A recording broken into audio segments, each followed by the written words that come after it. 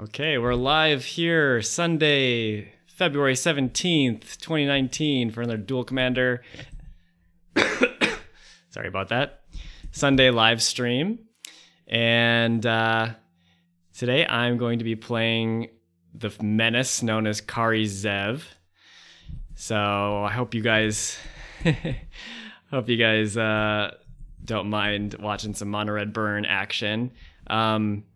Got my opponent all lined up here.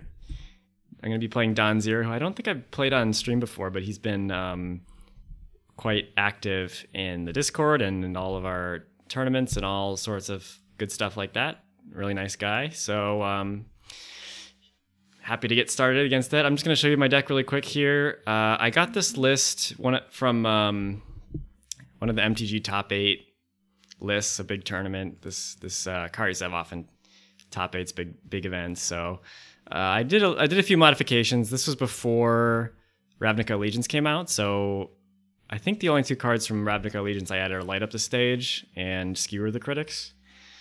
So those both seem like pretty clear auto inclusions. The other list did not have Experimental Frenzy, but I think that card seems great, or at least worth trying, worth testing out.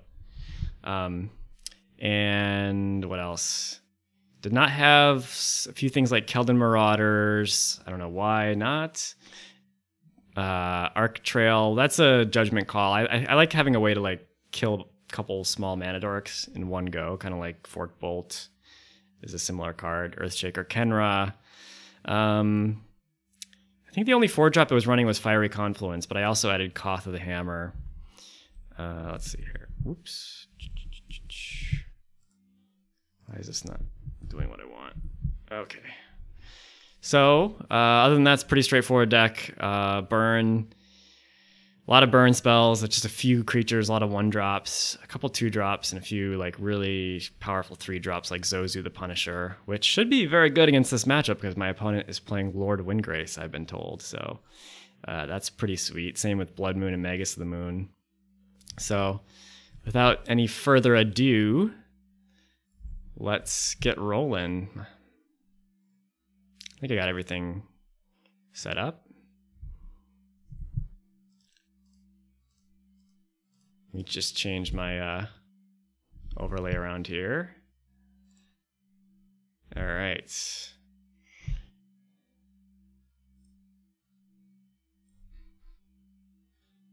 Good luck and have fun. So I had to like restart my computer a bunch of times. I was doing something really ridiculously stupid about not having my plugs for my streaming setup plugged in the right way. Okay, yeah, this hand looks okay. Normally I wouldn't keep a 5-land hand, but Wasteland is a good speed bump. You kind of want to have a few more lands in there anyway. And then Vexing Devil is kind of like a turn 1 play. He's probably just going to take 4. But that's fine. And then Pyrostatic Pillar is a pretty strong card. And Lord Windgrace, in case you're not familiar, new card from Commander 2018, I think. He just goes up to an insane amount of loyalty really quickly. So he's 5 mana, Jund colors, +2. So he goes up to 7 loyalty if he goes plus, and he discards a card. Then draws a card. If a land card is discarded this way, draw an additional card. -3, return up to 2 target land cards from your graveyard to the battlefield. And -11, destroy up to 6 non-land permanents. Then create 6 2/2 green cat warrior creature tokens with Forest Walk. So I could have maybe mulled this hand, but I think Wasteland's definitely going to have a target.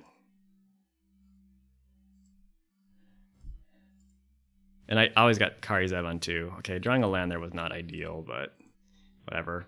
Full disclosure, I haven't played like pretty much any Kari Zev. Like I think I played like two matches today to kind of prepare myself a little bit. But other than that, it's not. I mean, it's a straightforward deck, but at the same time, you really have to be careful about the math. All right, so he took 4. It goes to 16 right away off the bat. If you're not careful, you could get them to like 1 or 2 life total, and then just completely lose your board and throw the game if you're not maximizing all the damage. and especially mana too. So Sakura Tribe Elder, that's a good one. I'm gonna okay, Killed Marauders is kind of nice. I think I'm gonna play Kari Zev though, because I don't want to give him a reason to keep his Tribe Elder around for longer. Like, Tribe Elder is not super effective against Kari Zev, but it is very effective against Killed Marauders. So I'm gonna go. Let's see. There's pretty much no chance I'm gonna attack with Mutavault next turn, so I'm just gonna play a Mountain, and I'll play Kari Zev. If he was like one land away from playing Windgrace, I might consider Wastelanding here. But honestly, like, all Wasteland does is kind of give him another land in his graveyard, so he can minus Windgrace when it enters the battlefield if he wants to. Looks like he's going for basics to kind of hedge against that a little bit. One thing I am not very good at, I guess, or don't feel confident about, is like when to cast Pyrostatic Pillar. Like, I guess I could have cast Pyrostatic Pillar last turn instead of Kari Zev. Maybe that was correct, but it feels like Kari Zev was going to be more effective there. But I don't know. Let me know if you think perhaps. Oh shit, he's got Ancient Tomb. Well, this is problematic because he's gonna plus Windgrace, go up to 7, and then if I wasteland Ancient Tomb, it's just gonna be an excuse for him to get -2 the Windgrace, or -3. I don't know. Like, it depends if he discards a land here. Okay, if he discards a land anyway, I guess that's more of an incentive to use Ancient Tomb. Or use Wasteland. Soulscar Mage. Ooh. No, I know I played against this deck a little bit, and he really doesn't win by casting 6 and 7 drops. I mean, aside from Primeval Titan.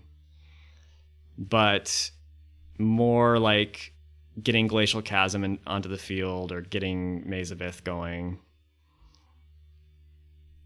So, like, I feel like I want to Wasteland if he gets this down to low enough loyalty where I can like kill it, and then he doesn't have enough mana to like get it back again. So I think I'm gonna go Soulscar Mage, Keld Marauder, and then play Mutavault. Yeah, I think I'll do that.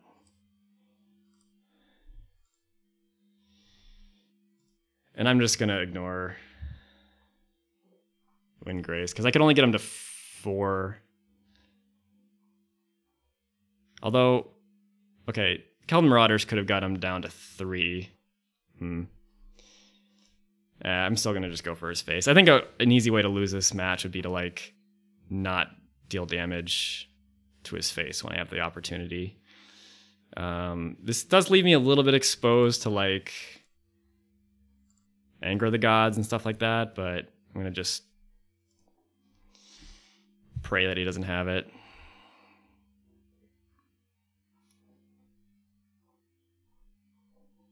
He does have a lot of ways to like search out lands though, so also, yeah, like saving this Wasteland I think is correct, because he really relies on Glacial Chasm a lot to kind of not die on critical turns.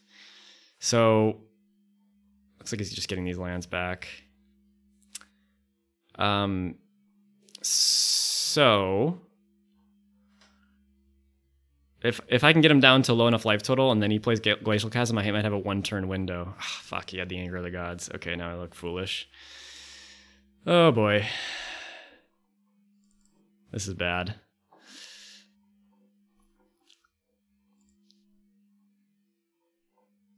So now I kind of want... I kind of want to hit Windgrace here with this last Keld Marauders trigger, because that means...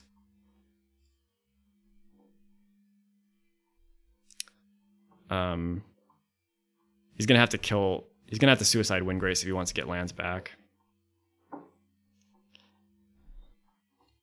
And if I want to, I can like activate Mutavault, attack, and play Pyrostatic Pillar. It's not terrible. Sylvan Library, all right.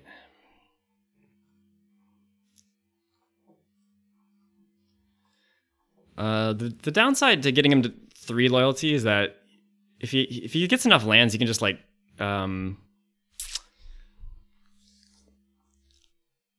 he can just Suicide Windgrace, get 2 lands back, and then recast Windgrace. But right now, I don't want to even give him the opportunity to do that because he would have enough mana to get the 2 lands back, like Ancient Tomb plus Bloodstained Mire, recast Windgrace, go up to 7 loyalty again. So I think I'm just going to attack him with Mutavault and then play Pyrostatic Pillar. And hopefully the Pillar can do some work here. Get that little bit of reach going. He's already at 8, and he can't just keep playing fetch lands over and over again forever. Like, it's not really viable, so.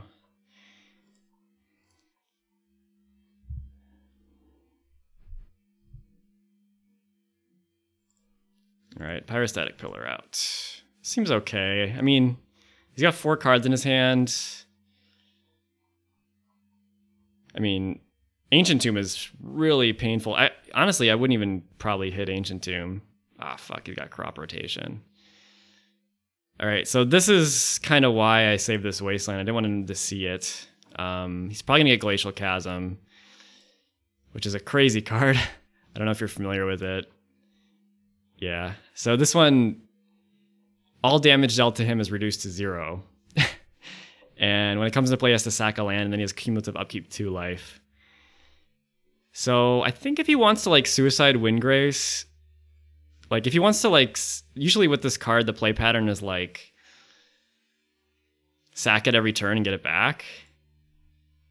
With like Windgrace or Gitrog or Titania or something. I don't know, the various decks play this. Because paying 2 life cumulative upkeep is just not going to do it against a burn deck. So I just don't know if he's going to have enough mana to like recast Windgrace. That's kind of why he's going to pay the 2 life. Okay, that makes sense actually. Oh, got him to 4. Got him to 4. Wow, it actually prevents the Ancient Tomb damage too. That's pretty sick. So now I just need to like get him to a point where I can, like if I draw a burn spell, I can like Wasteland the Chasm, attack him for 2, and then finish him off with a burn spell. But right now, like the Ancient Tomb is really good for him because he doesn't take any damage. Doesn't take any damage off Pyrostatic Pillar. Yeah, that's pretty sick.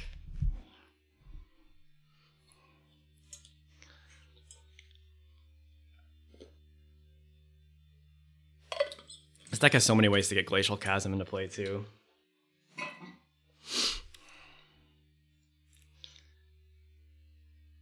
It's not really that effective to like recast Kari Zev, but if this Glacial Chasm is in play, I can't really attack unless I get the Wasteland going. In the tank.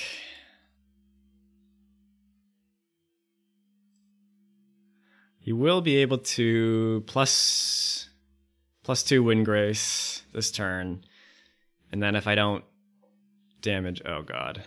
If I don't damage Windgrace, then he can get the Glacial Chasm back after not paying cumulative upkeep. Hour of Promise, so gets the tutor for 2 lands, put him into play tapped, which is probably going to be the Merit Lage, Dark Depths, and Thespian stage, if I had to guess.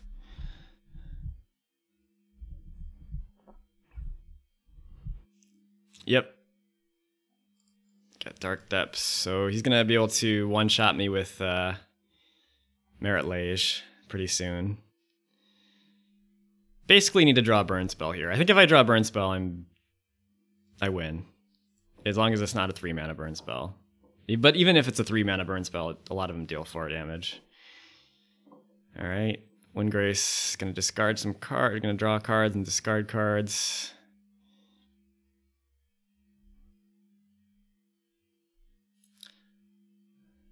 If I have to use this wasteland in order to... this is... Hey, Wim asked if this is a league stream or just a casual one. This is just a casual one. I'm still playing Kira. If you guys were watching last week, I played a league on stream with played Kira, and I won that one against Titania. Yeah, I still need to find a time to play my next round opponent for the league. Skullcrack, that'll do it. All right, so I'm pretty surprised he like sacked his Windgrace there, but as long as he doesn't have removal, I think I got this because damage can't be prevented this turn. So it says prevent all damage that would be dealt to you. So I actually don't even need to use Wasteland necessarily. So I think the best I don't need to use Wasteland. I can kill him because I can go Skullcrack, bring him to 1. This says prevent all damage that we dealt to you. And this is players can't gain life. Damage can't be prevented this turn. Skullcrack deals 3 damage to target player or planeswalker. So kind of showing my lack of familiarity here with Kari Zev. This should bring him to 1 if it's programmed correctly, I think. Yeah. All right. So now, if he kills this Mutavault somehow, then at that point, I can Wasteland like Thespian Stage or something, which will prevent me from dying to... Oh, I guess I have a turn anyway.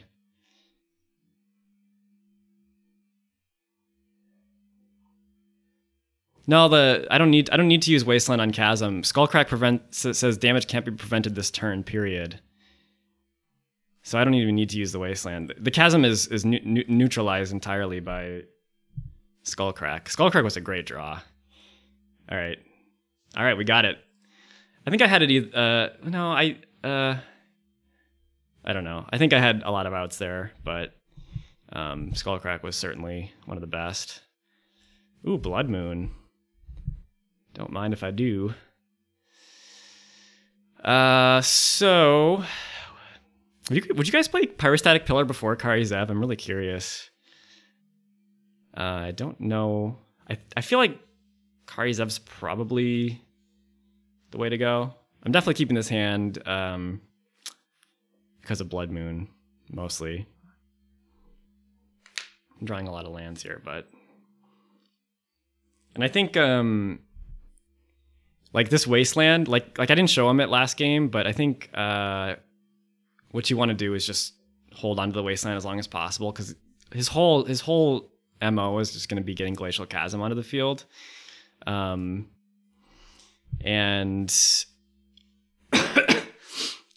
this Wasteland could be critical. Like it didn't really come up last game, but it could be easily very critical in terms of getting those last few points in, like killing Glacial Chasm.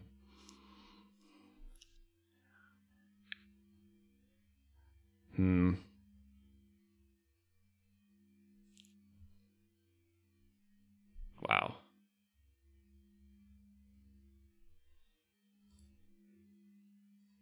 So he's got a lot of mana already.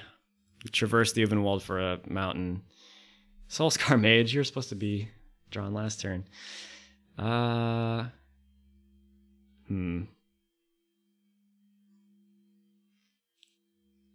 gonna go with Kari Zev first.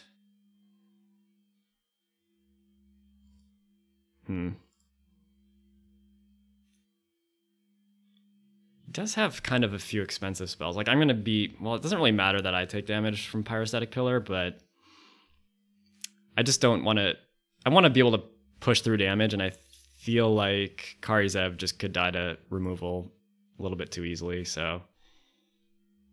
Then again, like, this Kari Zev's reliable damage, and Pillar's like, he has control over whether he takes damage or not. I'm just going to play Kari Zev.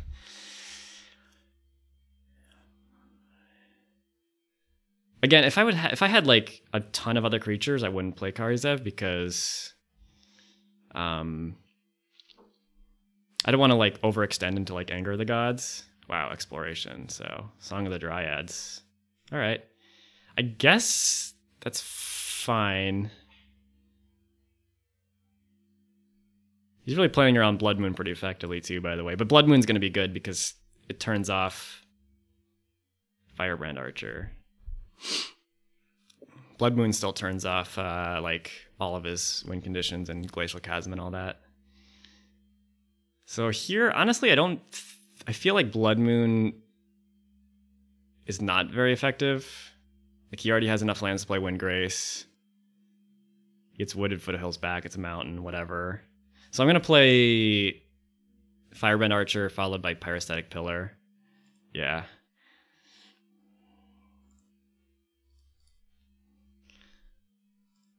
So Firebrand Archer says, whenever I play a non-creature spell, deals 1 damage to each opponent. So that represents a lot of damage.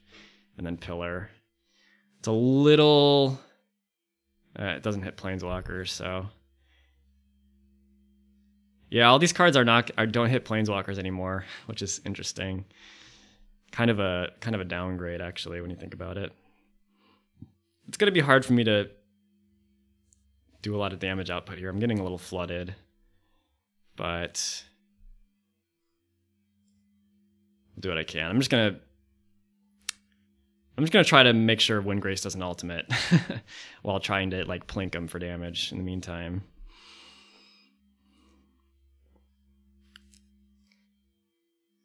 He's gonna be able to draw a lot of cards, fortunately.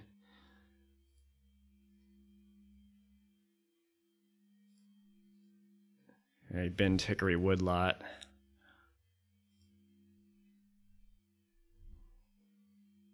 Seal of Fire. Okay.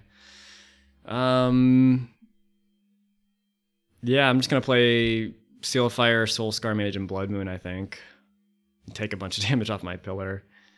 But it's not realistic to try to kill Windgrace. If he wants to get some lands back, he can. The only important thing is that he doesn't get relevant lands. So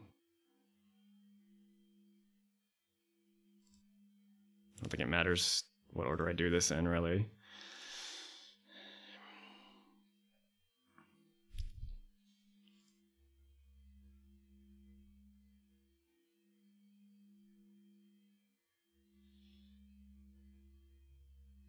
I suppose I could save Seal of Fire for next turn to get a Prowess trigger off this because I have so much excess mana.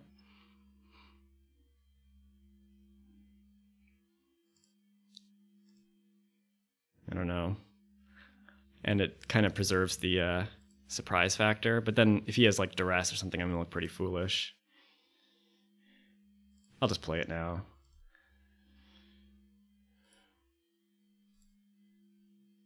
Alright, Soulscar Mage.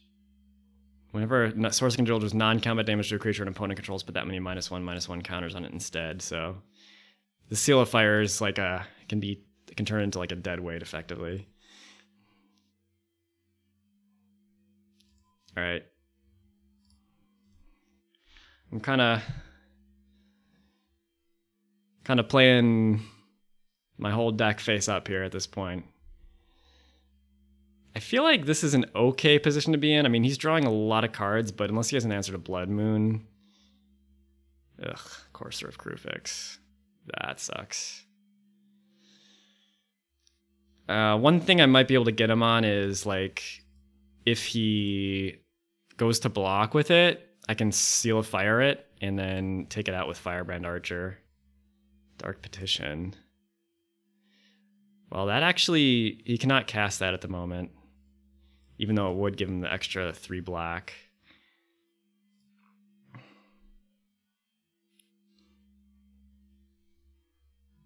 Oh man, I don't even know if I'm gonna be able to prevent Windgrace from ultimating here.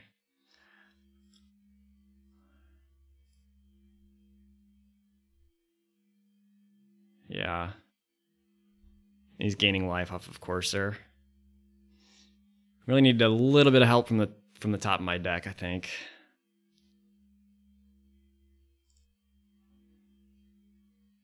An instant would be nice, because then I can attack with both. He doesn't know Soul Scar. We'll have prowess going on. Actually making me regret playing Seal of Fire ahead of time. Ah, fuck, that's bad. Alright, well. I'm gonna go ahead and attack him. If I attack him with Soul Scar and he blocks a Courser, that doesn't really accomplish much, because I can't actually finish the Courser off with Seal of Fire. So I'll just attack with Firebrand. Looks like he's not blocking.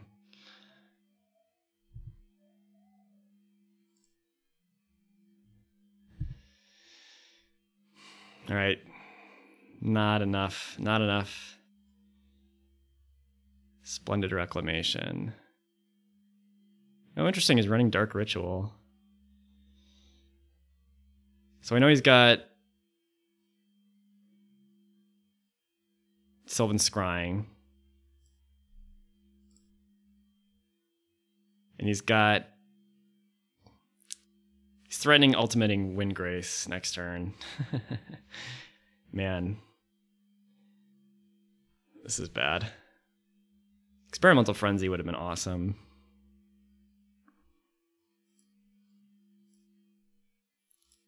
Or like, what's that card?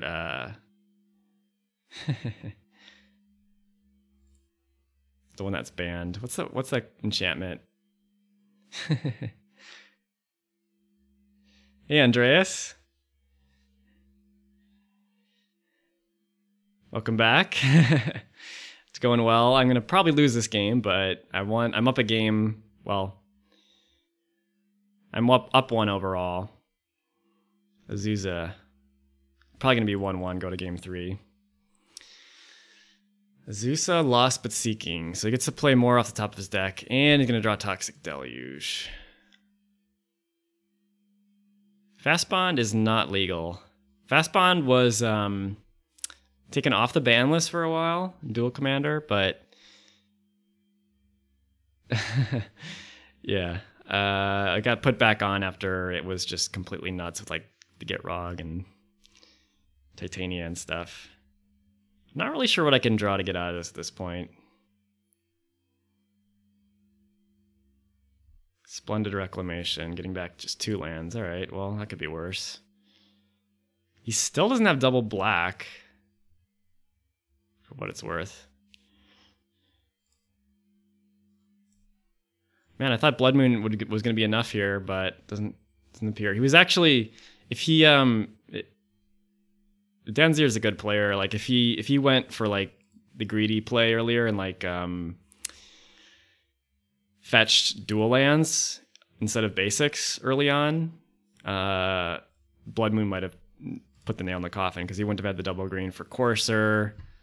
He wouldn't have had black for, I don't know, this Deluge that's going to come up. Yeah, this game looks rough.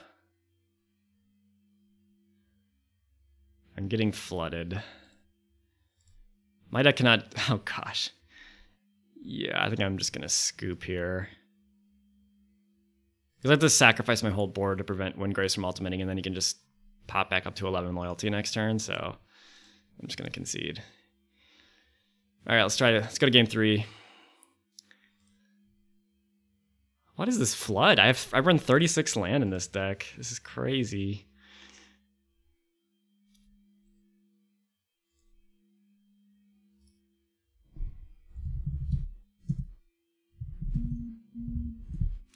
Okay, this hand looks better. Don't have a 1-drop, but Char. I want Char or not. I think I can do better. I want to get to 4 mana for Fiery Confluence, and I might use Wasteland, so I'm going to scry that to the bottom. Hopefully I don't get flooded again. The question is to use this Lightning Bolt turn 1 or not, because I have potentially a 2, 3, 4 follow-up.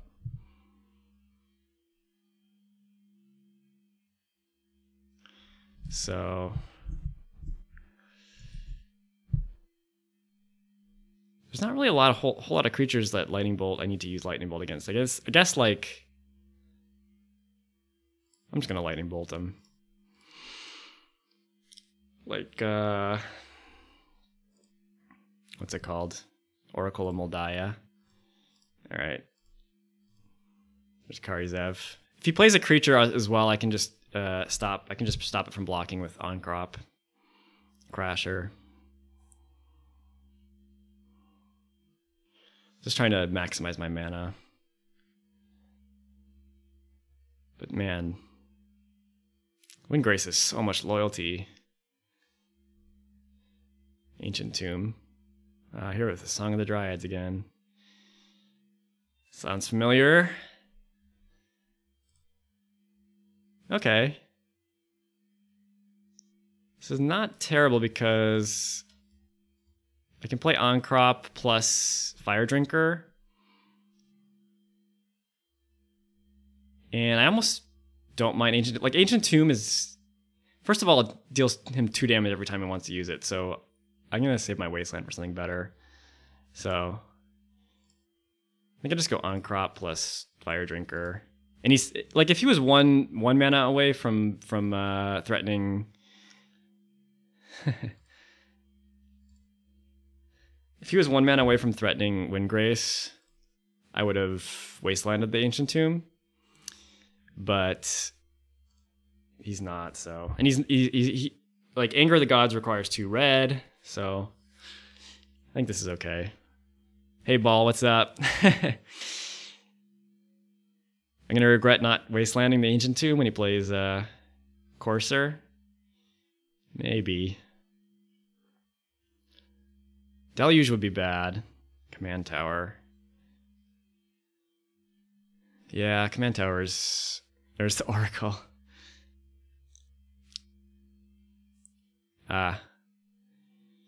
Bolt in the face. Well... Yeah, I guess it was probably a mistake to bolt the face. He's got his own Wasteland. Okay.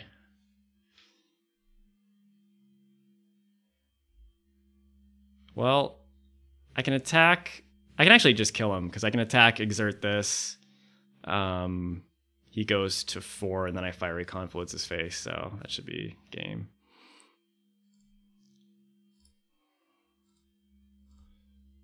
Man, an On-Crop Crasher is nice.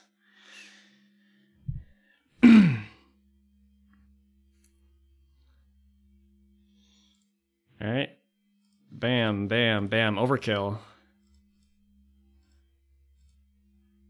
Alright, we did it.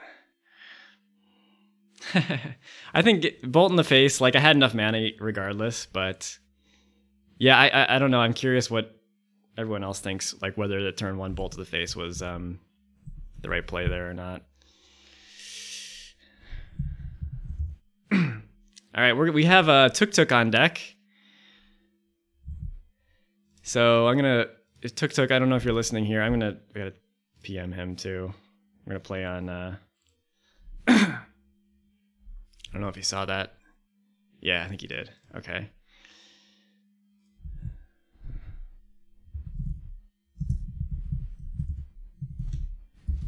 Got our second game. I actually don't know what Tuk is playing. I assume Grenzo. Grenzo Dungeon Warden.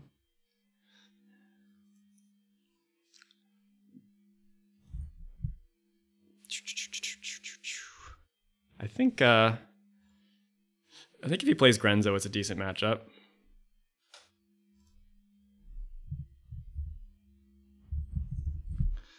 All right, here we go. Let's see what he's on. Yep, Grenzo Dungeon Warden, classic. Oh, my camera's a little messed up. Oh well, I'll fix that later. Okay. Grenzo Dungeon Warden. Hey, Chobot. Actually, Tuk said he was going to build a new deck, but he didn't get around to it. All right, so don't have a turn 1 play, but I like this hand. Searing Blood is nice. Let's see if I can fix my camera here.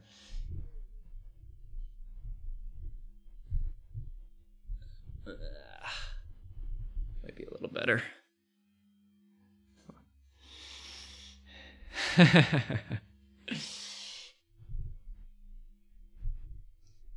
There we go. It's hard to brew a new deck in Duel Commander. It takes a long time. I should know I brewed like a million of them. Yeah. His version of brewing a new build is like changing 3 slots in Grenzo and calling it a whole new deck or something. Oh shit, Aether Vial. That's bad. I actually do run some artifact removal. Fiery Confluence and a Braid. Man, being on the draw is such a terrible feeling when you're playing Kari Zev. Nice, that's a Spirit Whim. It's hard to brew decks though, because like there's so many cards. All right, like there's just the sky's the limit. Got two players in a row playing Ash Barons, which is good against Blood Moon. Although Blood Moon's going to be bad in this matchup. I'm sure he's running it himself. Huh, interesting. So I assume he has like another 1-drop in his hand if he's casting that for mana. What is this nonsense of drawing 1-drops on turn 2? I think I just play Kari Zev here because I'd rather Searing Blood Grenzo or something more relevant like a Lord or something.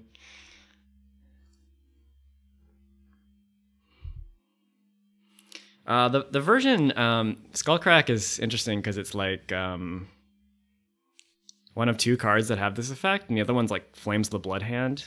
And I actually cut that. There were in the list that I got, it was like a top 8 list. All right, he's got a Viscera Seer on the field. He's got 1 card in hand, so he's like all in right now. Unfortunately, oh wow, he's scrying? I like that. You can sacrifice your old ward if you want. The Viscera Seer means I'm not going to deal an extra 3 damage. If he plays Grenzo, I mean it's still worth killing obviously, but it's not going to be quite as strong. If you're having trouble brewing Duel Commander, I recommend watching a video I made. You can look at my channel, Duelcaster Mage, on YouTube. It's called like How to Brew and Build Commander and with XMage, and I go over some a lot of it. Actually, probably most of it is just tips for how to brew decks a bit more efficiently, making templates and stuff like that. All right, smartly he, yeah, I totally agree. Ooh, that was a nice draw. Okay, I can actually attack and then use the Ragavan token to take out Grenzo before blocks. So I can actually, if I do that,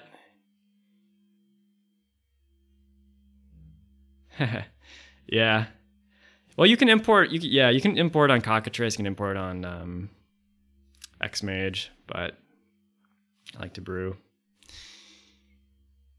So I think I want to play Swift Spear here, just to, even though I'm wasting a mana, so to speak, I want to get threats on the board that can kind of continuously attack. So I'm going to attack, and then before blocks, I'm going to collateral damage the Ragavan to take out Grenzo, because I couldn't kill it with any of my other spells, so...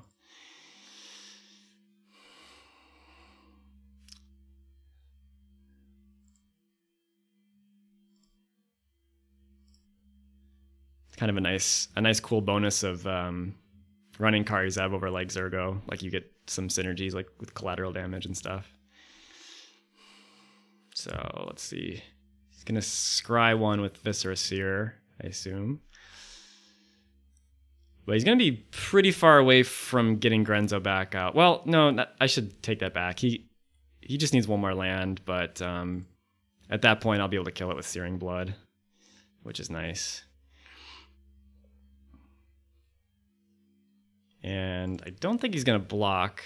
I'd be happy if he did block. I mean, he might block and sack Viscera Seer if he's really digging for something. But this Aether Vial is actually not even looking that good for him. He's down to one card in hand.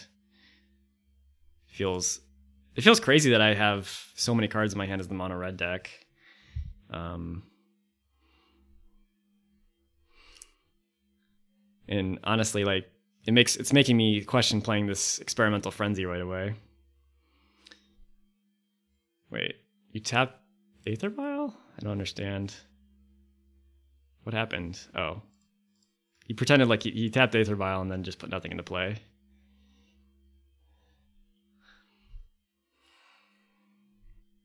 So I think next turn... It's an interesting question whether to... like play Hell's Thunder. Wow, he's really down to nothing.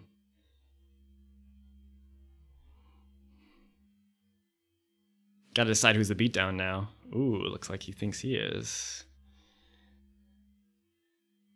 Yeah,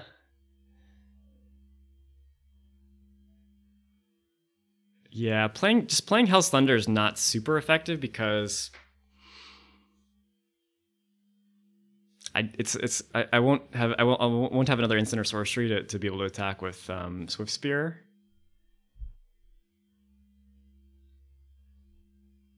On the other hand, I kind of would like to play Experimental Frenzy next turn, because like if I'm gonna strand all these cards. If I play Experimental Frenzy now, I'm going to strand a bunch of cards in my hand. I don't necessarily want to do that.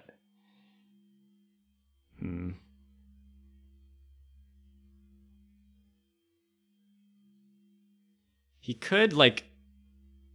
if I attack with Kari Zev, he could double block and then sack Maw Greater, so he would be able to stop the Menace. And then make his Goblin Guide into a 3/3. So I'd be trading Kari Zev for a Goblin Guide, which I don't love that idea. But if he did that, I would probably just Searing Blood in response, which would be pretty nice. But I can't hold up that possibility if I play Hell's Thunder first. This is tough. This is where the the experienced mono red players probably know what to do better than I do.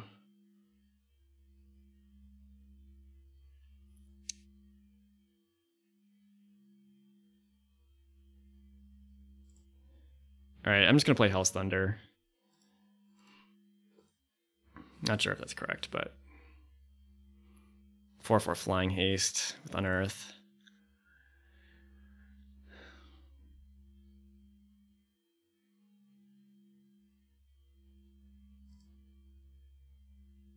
I mean, I'm not sure he sees this line of play,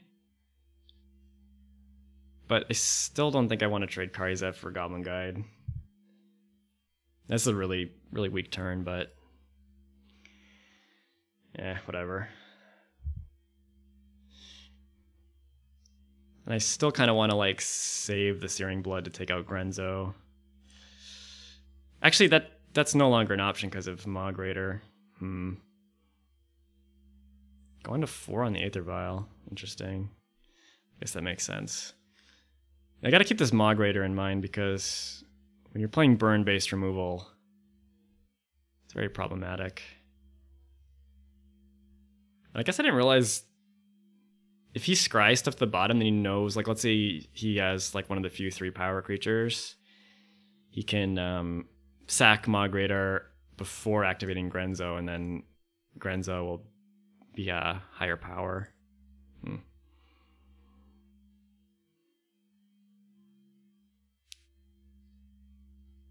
I don't know. Like, he's not killing me super fast, so I think eventually I'm going to be able to get this Experimental Frenzy online, and then Imperial Recruiter. I wonder... Oh, he can probably get something...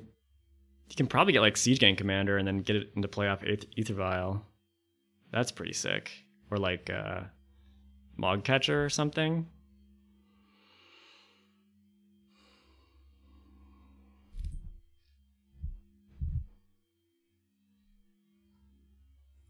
A lot of decisions when you play Grenzo. Some of the most, like, decision-heavy decks there is. I mean, effectively, without attacking, I can get him... Well, attacking with Hell's Thunder brings him to 7. This brings him to 4. I'm not going to be able to get the 3 damage off this because he has Viscera Seer in play. Beetleback Chief. I wasn't sure if he ran this card, but I guess he does. Alright, well, it's looking like I'm not going to be able to get attacks in on the ground, but I got some stuff to do. Okay, Zergo Bell Striker was a pretty bad draw, but now I can well, I think I'll be able to get Hell's Thunder going kind of whenever I want. So I kind of want to play like Experimental Frenzy, see if I hit a land on top, and then play Zergo either off of land or Arid Mace or whatever. So I guess I'll just do that now. And dashing doesn't really do anything either. Like, the ground is just completely gummed up. It's gonna have 7 creatures in play. Hey, Free XX. Shock. Okay, actually, Tuk Tuk says he loves Frenzy. Yeah, like, wasn't in the list. Awkwardly, if I want to play... I can't really play Shock, because if I play Arid Mace, I shuffle, so...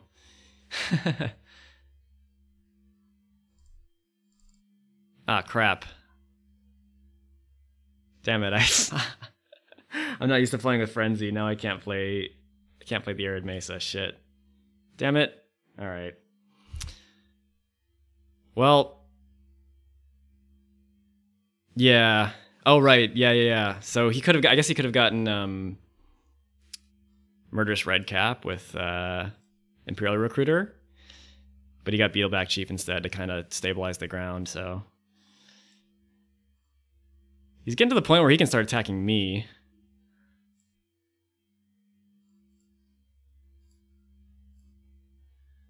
I think I want to Shock on upkeep too, because that'll let me see more cards. I really screwed up by not playing Arid Mesa there. Goblin Bombardment, ooh. That was a good top deck. Luckily I'm at 18. I really wish he didn't have this Viscera Seer in play so I could use the Searing Blood, but regardless.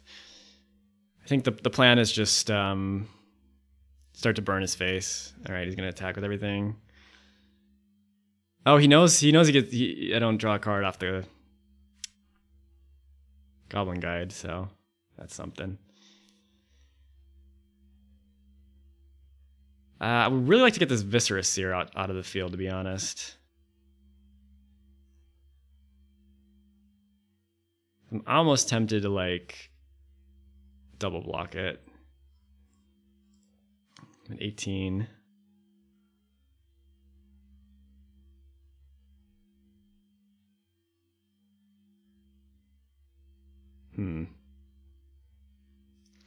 The thing is, like, I don't really want to block with Swift Spear because I can actually attack him back with that next turn.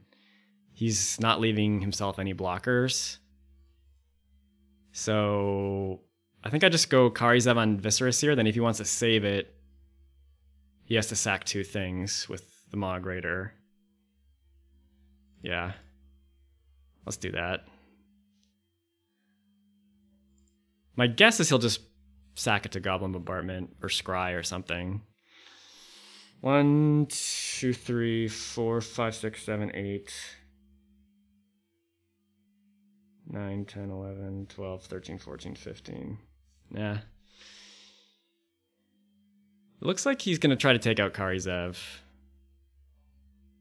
Yeah, he's going to try to take out Kari Zev with... No, he's just going to he's going to sack something to make it a 2-2. Yeah.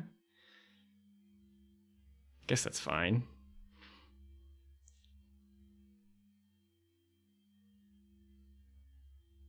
Now the question is, do I shock like Maw Greater, take out 2 other goblins? Or do I shock his face? Oh, I see.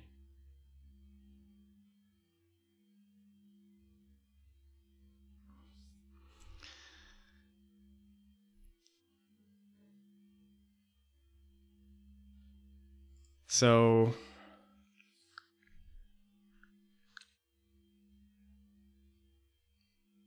he would have to sack 2 2-power goblins.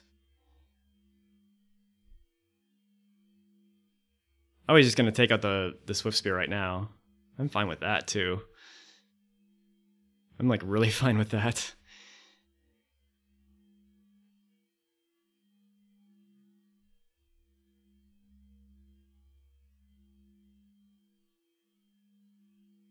So this means I can actually...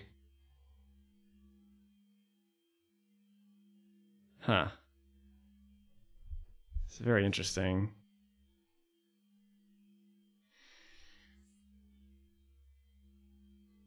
Yeah, I'm just going to shock the Maw Greater. Or I could shock the Viscera Seer, I guess. He'd have to sacrifice both his goblins to stop it. But the Maw Greater has more like damage potential against me.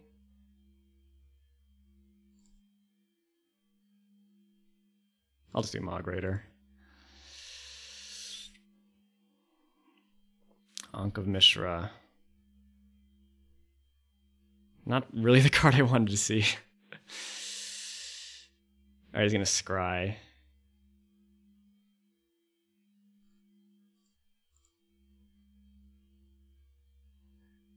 Kind of fucked up pretty bad last turn by not going land, Zergo, and then Experimental Frenzy. That was a pretty bad punt.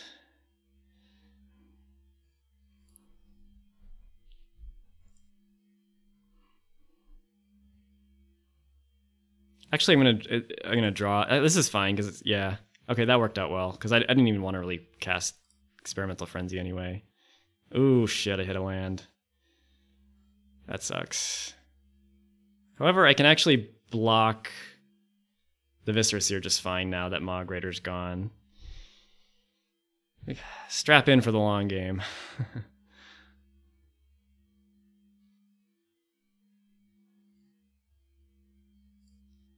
And eventually I'll have plenty of mana to like unearth Hell's Thunder. Just don't know that I'm going to have a fantastic Bushwhacker. Ugh. That sucks. Well, I might have to just like take out the Beetleback Chief. I don't love it.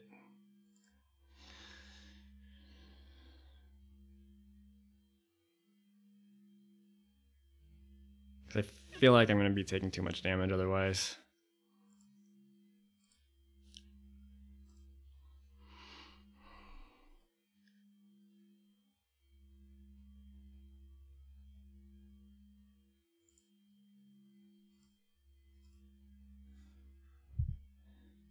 And if he can't really sack this for value without if he wants to kill my factory, so he's on a few 1/1s. If I can just get like, well, I can also play.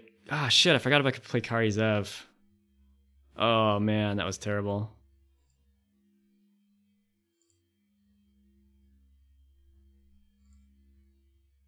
Oh man, I'm just hitting too many lands off this frenzy. All right, now I can play Kari Zev or Unearth House Thunder, but I'd rather play Kari Zev to like stabilize here. I should have played that last turn. Sometimes I just blank on the whole command zone thing. Where are my spells at? This experimental frenzy is drawing to me too many lands.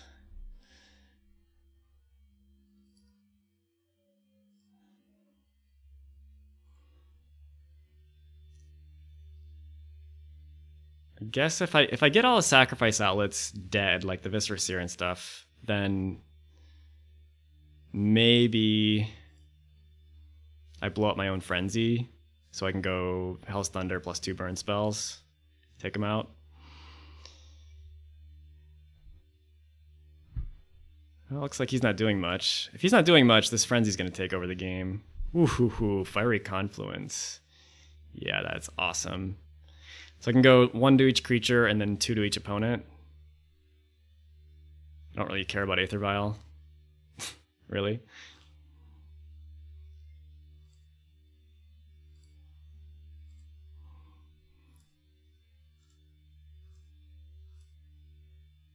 And I have a land on top after that.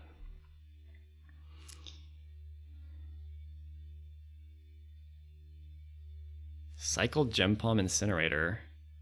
That actually doesn't kill anything. Cool card though.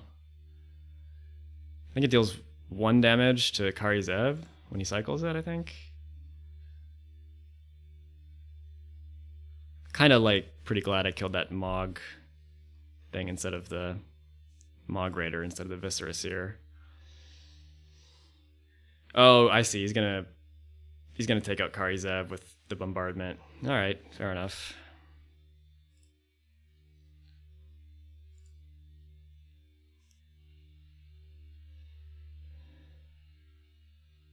Still don't think I would have done it really any differently.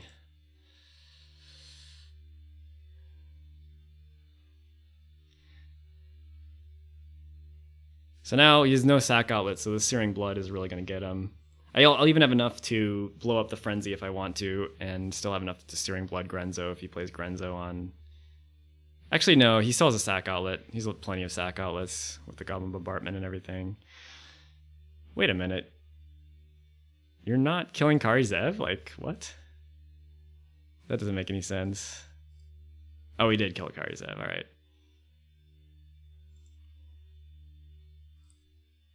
Ooh, Keldon Marauders. That was a nice draw. Chain Lightning is gonna go to my hand, but that will be nice at some point.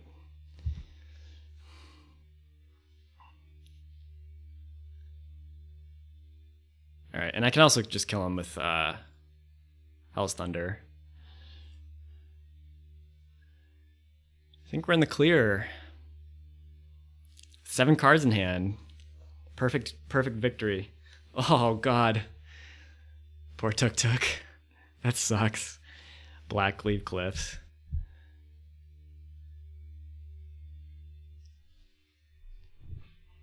There we go.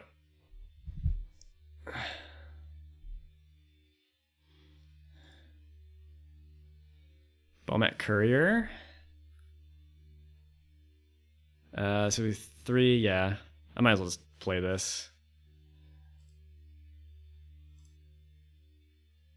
The Soulscar Mage I don't think I'll play because I can just finish him off. I can blow up my own Frenzy and then...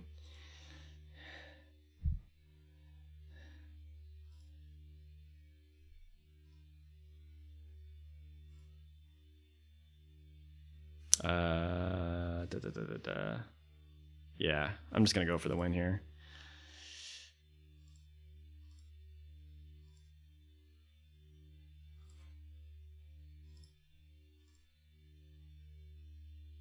Chain lightning.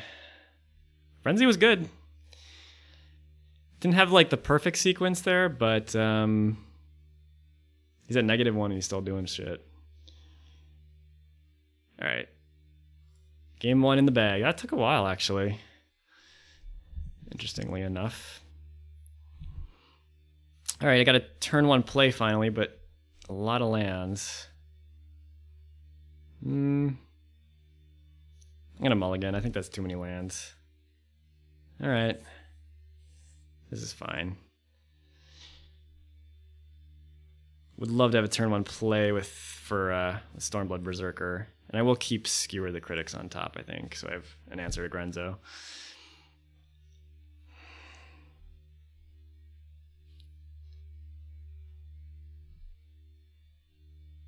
Okay. I think I actually added more 1-drops in the version I modified than what the list was that I had to begin with.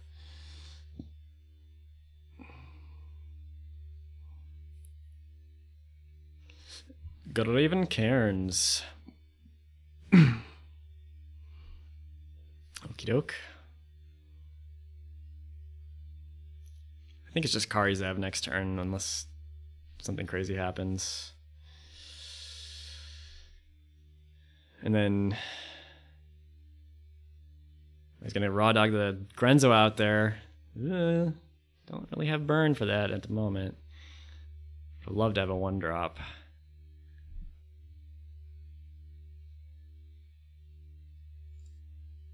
Well, Kenra is not super effective right now, so let's play Kari Zev. Awkward set of cards to draw.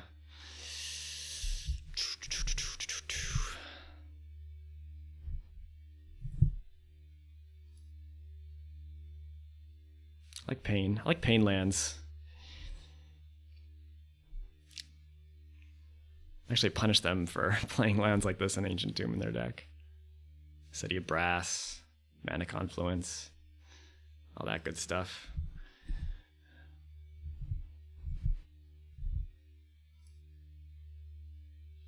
I don't think he's scryed yet, so he doesn't know what's in the bottom of his deck.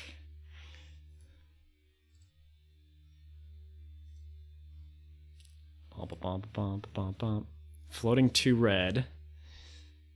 Skirk Prospector, that's a dangerous card. Mog War Marshal. All right, those are good together. I hope I don't have to like I might have to pay the full 3 for Skewer the Critics here. That would be unfortunate. You could put 4 things. Oh man, I'm getting punished for not playing my fetch lands first. I probably should have played one of the fetch lands first, to be honest. I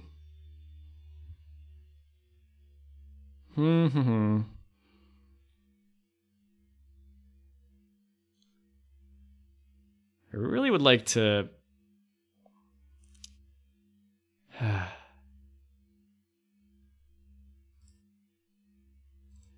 You know, as awkward as it is, I think I play Zozu here and then don't attack because I really don't have that great of attacks. And then next turn I play Hell's Thunder, attack for 4, and then Skewer the Grenzo. It gives him a chance to get something with Grenzo, but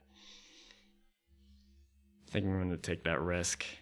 These 2 cards aren't doing, like, I would have to, I don't really want to attack with Kari Zev, so.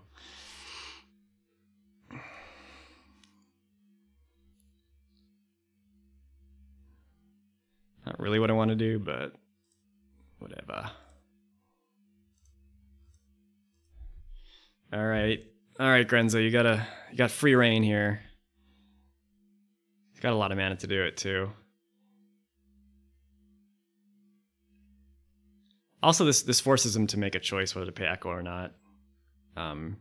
Before it was just a no-brainer to like quad triple block Kari Zev with the Mogwar Marshal.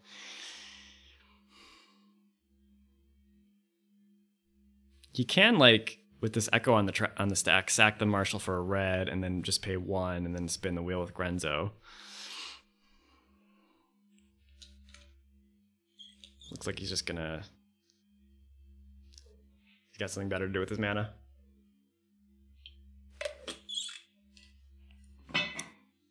Zozu, not the greatest against Grenzo, I will say.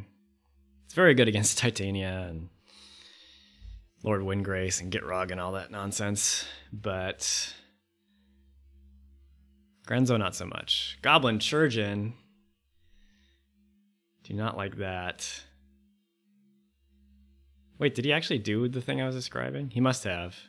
He must have. He sacked the War Marshal for red, and then lucked out and hitting Goblin Churgeon, which is like insanely good against me.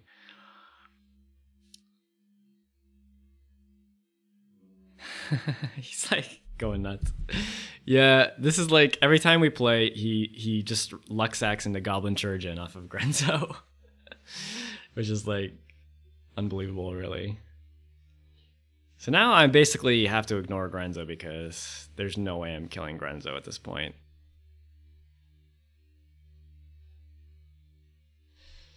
Kind of got a little greedy there. I thought there was a good chance I could like just wait a turn and then go Hell's Thunder, attack him, skewer Grenzo, which would have been a much more efficient set of plays.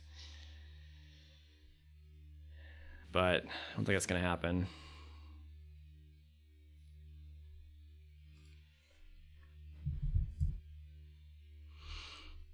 Womp womp. These goblins are like, come at me, bro.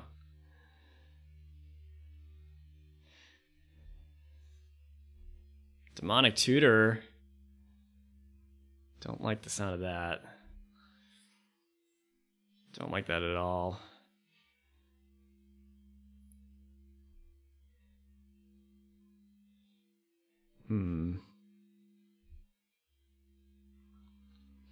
What's he gonna get?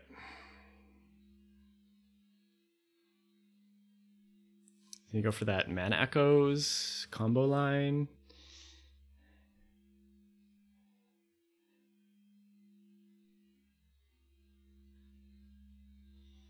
Well, I guess we'll have to just wait and see.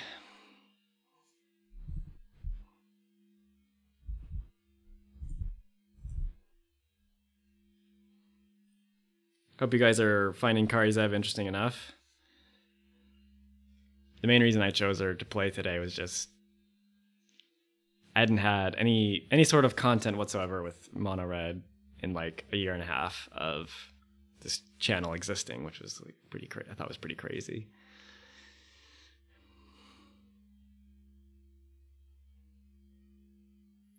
All right, found a target for Demonic Tutor. What's it gonna be?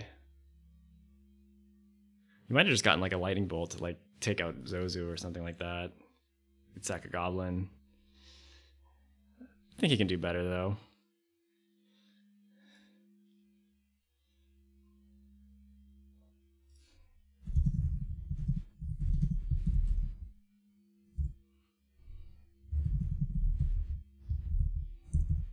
You're attacking? What the hell? Okay, Kari Zev has first strike, so...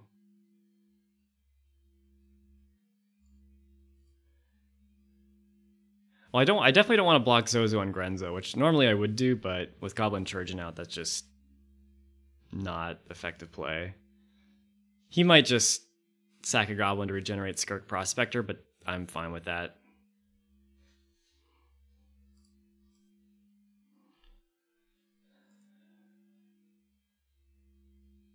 I'd rather try to get ahead on board a little bit.